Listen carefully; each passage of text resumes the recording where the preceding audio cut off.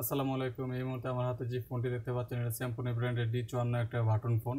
ফোনটার প্রবলেম হচ্ছে over voltage, তো একটু চার্জ নেয় তারপরে একটা SMS শো করে charging over voltage, please disconnect the charger.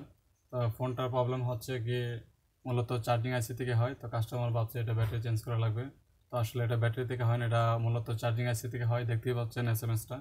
তো আমরা এটা ফোনটা খুলে নেব, খুলে নেওয়ার পরে ইনশাল্লাহ এটা চার্জিং আইসিটা একটু মেরামত করব।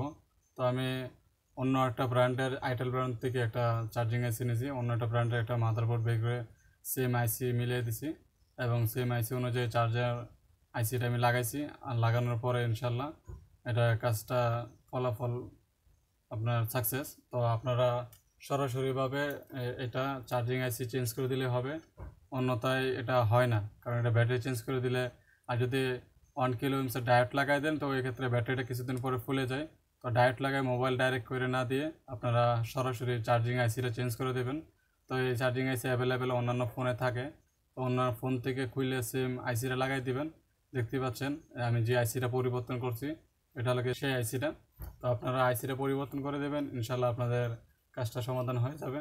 এবং আমাদের সাথে থাকার জন্য ধন্যবাদ। সবাই ভালো থাকবেন। আসসালামু আলাইকুম।